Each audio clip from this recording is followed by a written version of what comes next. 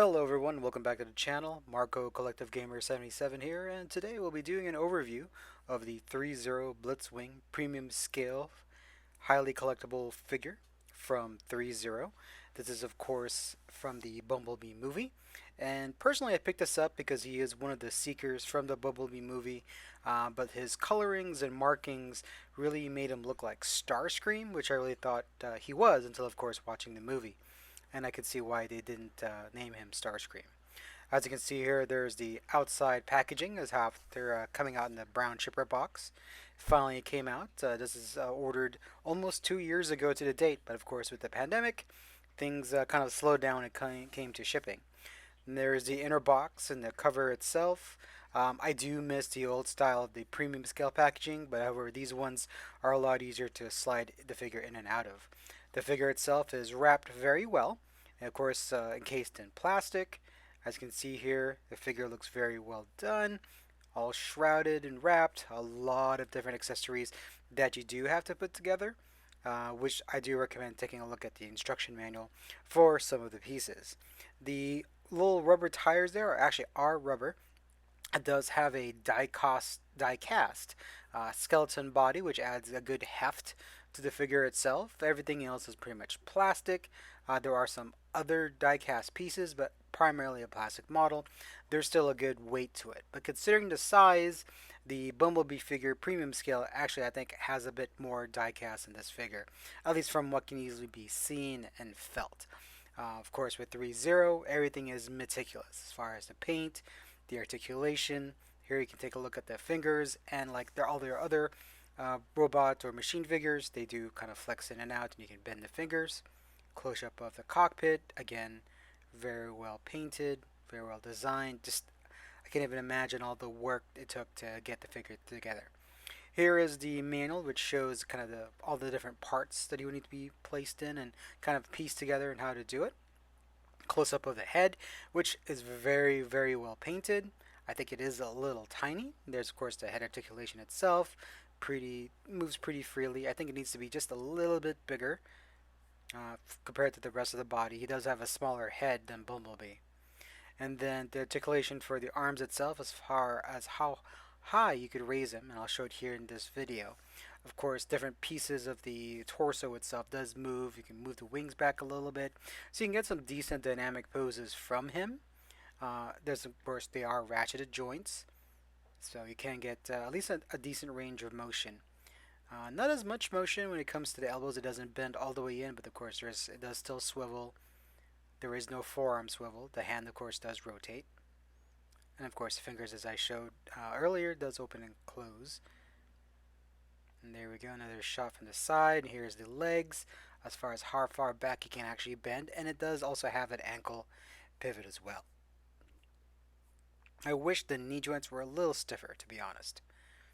And here's some of the other directions again of what you should and should not do. Other options for putting in the spike, and of course his railgun. I am going to show him with his null ray affixed to his body. Here's a little bit of a closer look. Look at all the different details, the gears, the exposed pieces. Again, Threezero, I mean, they're really just masters of this, especially with all the Transformer figures and other mecha figures that they've released over the years. They're definitely masters. I mean, basically, it's just amazing how much detail they can put into the figure, knowing how much of it is plastic, but yet looks like it would be metal. Fit and finish, everything looks rusted and worn in all the right places. So it definitely does not look fresh off the assembly line, so to speak. But you can definitely see the pieces where it would have been on a if it were a real figure that could transform.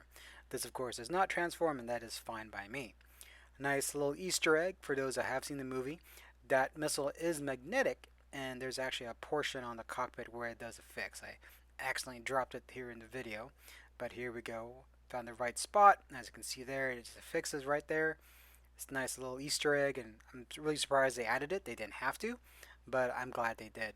So I did put that as part of my display.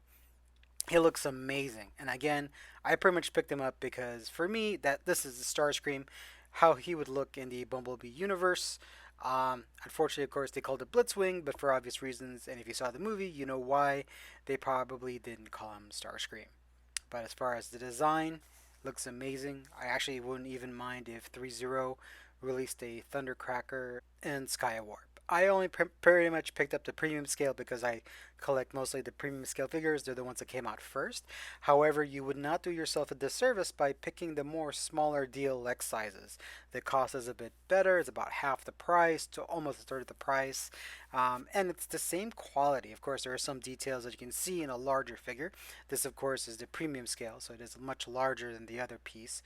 But you wouldn't couldn't go wrong either way. This does have more of a presence since it is a larger figure. That said, you can't go wrong either way. Articulation, paint, totally captures the movie. And personally, the next premium scale figure that I'm waiting for is my Optimus Prime, from the Bumblebee movie, and I'm hoping they do Soundwave. If they do that, Soundwave would probably be my last one. So here we go, guys. I'm going to take a look. This is pretty much the pose that I'll be putting him in, next to the two different Bumblebees, one from the Bumblebee movie and the other from the Bayverse. There, take a look at the claws of his hand. That's how I'm going to put it, kind of menacingly, about to clutch his fingers. Good stand. Again, I wish the knee joints were a little bit stiffer. There's, of course, some pieces that I overlooked while I was posing him. Just taking those off now. But again, stands very well. He does have some light up portions, but I didn't put in any batteries as he'll primarily be displayed motionless, and I didn't want any battery rot to kind of seep through and ruin the plastic. His eyes do light up. Again, I don't really install the batteries, and the null ray gun lights up as well. It's a great attention to detail. Threezero again knocks it out of the park for the figure that they produced. I still wish the head was just a skosh bigger. Looks amazing, stands pretty well. Thanks for watching this overview video. Have a great weekend, everyone.